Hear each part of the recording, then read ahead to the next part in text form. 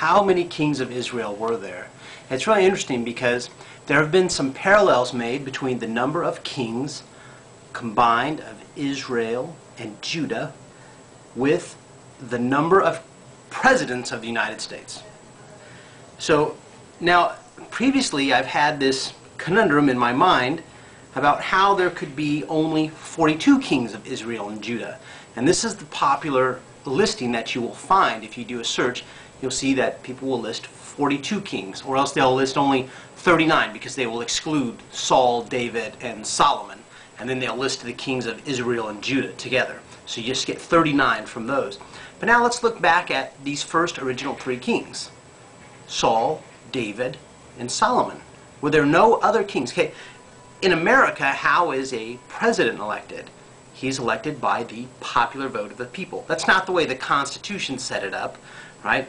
There was a much better way to safeguard us against electing frauds. So, of course, the fraudulent... No, anyway, that's a segue.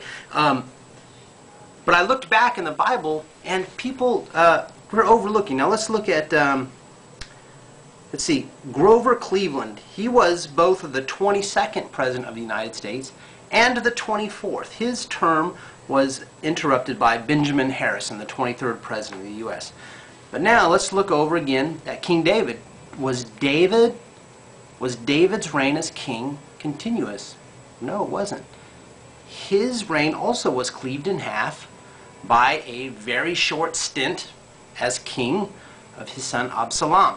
David fled, and the people, if you can look in 2 Samuel chapter 15 verse 13, the people's heart is for Absalom. The people have chosen Absalom, right? So he's the king.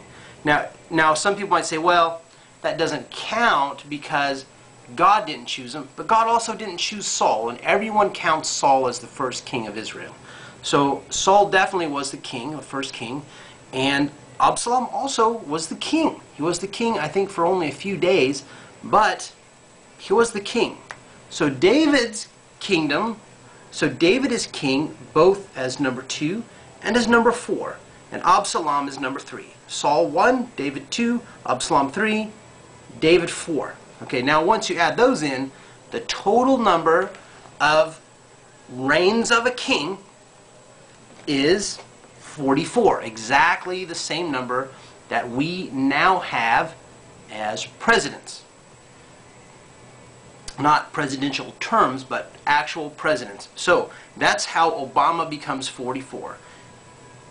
So there it is. There's both 44 kings of Israel, and then their kingdom ended, and now we are on the 44th president. And that's interesting because there have been many prophecies that the United States will fail during the presidency of Obama or immediately thereafter, something like this, but that the United States will never be the same again. There will be a totally different type of nation, maybe under a different name, maybe under the same name, but that this is the end of the United States of America as we know it, with the usurper, President Barack Obama.